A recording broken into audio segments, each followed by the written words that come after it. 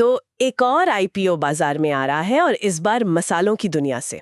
नाम है श्यामधानी इंडस्ट्रीज। जयपुर की कंपनी है, काफी पुरानी, लगभग 60 साल। बिल्कुल, और यही आज की हमारी बातचीत का मतलब बड़ा सवाल है। क्या? कि क्या जयपुर का ये लोकल हीरो नेशनल स्टेज पर आप कह सकते हैं चमक पाएगा, या फिर इसकी कुछ पुरानी मुश्किलें इसे पीछे खींच लेंगी? सही बात है। चलिए समझते हैं कि इस मसाले में आखिर कितना दम है। हाँ, ठीक है, तो आईपीओ आ रहा है। सबसे पहले ये देख लेते हैं कि एक निवेशक के लिए इसके आंकड़े क्या कहते हैं। हाँ, जरूरी है। तो आईपीओ 22 से 24 दिसंबर 2025 तक खुला है। प्राइस बैंड है 65 से 70 रुपए प्रति शेयर। और लॉट साइज? लॉट साइज 2000 शेयरों का है, मतलब कम से कम 1,40,000 रुपए का निवेश। अच्छा, तो ये एक एसएमई आईपीओ है। हाँ, और कंपनी इस आईपीओ से करीब 38 करोड़ रुपए जुटाना चाहती है। और ये पैसा जाएगा कहाँ, ये जानना भी दिलचस्प है। तो देखिए, करीब 4% हिस्सा जाएगा वर्किंग कैपिटल में, मतलब कंपनी के रोजमर्रा के खर्चों के लिए। ठीक है। 26% से कर्ज चुकाया जाएगा और लगभग 16% मार्केटिंग और ब्रांडिंग पर खर्च होगा। मार्केटिंग पर 16%? ये दिखाता है कि कंपनी को पता है कि उनका ब्रांड राष्ट्रीय स्तर पर उतना मजबूत नहीं है। बिल्कुल, और यही तो सवाल है, क्या इतना पैसा एमडीएच या एवरेस्ट जैसे दिग्गजों के सामने टिकने के लिए काफी है? ये एक बड़ी चुनौती है। यही तो असली चुनौती है। अब ये तो हुई आईपीओ की बेसिक जानकारी। हाँ, लेकिन पैसा लगाने का फैसला तो कंपनी के मजबूत और कमजोर पहलुओं को देखकर ही होता है ना? बिल्कुल।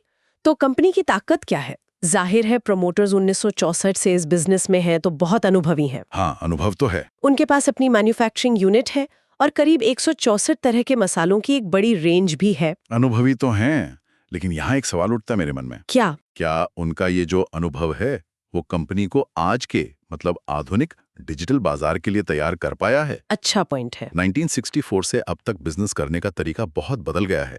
सिर्फ एक बड़ी प्रोडक्ट रेंज होना काफी नहीं है, उसे सही तरीके से बेचना भी आना चाहिए। बिल्कुल, और शायद यही हमें कंपनी के जोखिमों की तरफ ले जाता है। हाँ, जो कि ज्यादा जरूरी है।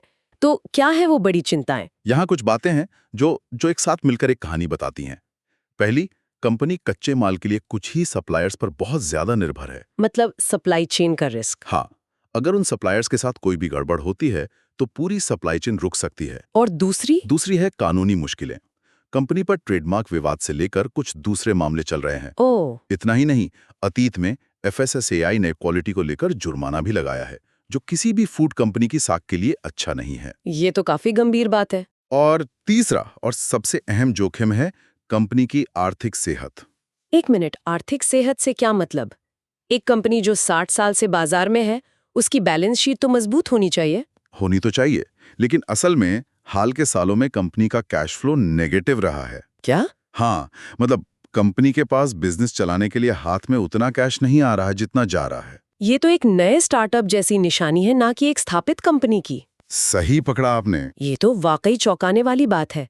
तो ये तीनों जोखिम, सप्लायर पर निर्भरता, कानूनी मामले और नेगेटिव कैश फ्लो, ये मिलकर तो एक ही तरफ इशारा कर रहे हैं कि एक पुरानी कंपनी तेजी से बढ़ने के लिए शायद पूरी तरह से तैयार नहीं है। बिल्कुल, ये तस्वीर का वो दूसरा पहलू है जिसे नजरअंदाज नहीं किया जा सकता।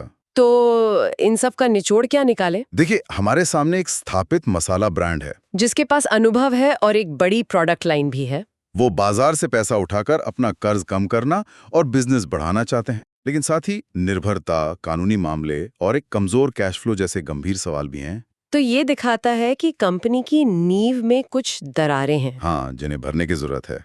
तो आखिर में हमारे सुनने वालों के लिए सोचने वाली बात क्या है? सोचने वाली बात ये है, ये आईपीओ कंपनी के लिए एक तरह से मेक या ब्रेक मोमेंट जैसा है। अच्छा। हाँ, कंपनी अपनी सबसे बड़ी कमजोरी यानी ब्रांड पहचान की कमी को दूर करने के लिए पैसा खर्च करना चाहती है।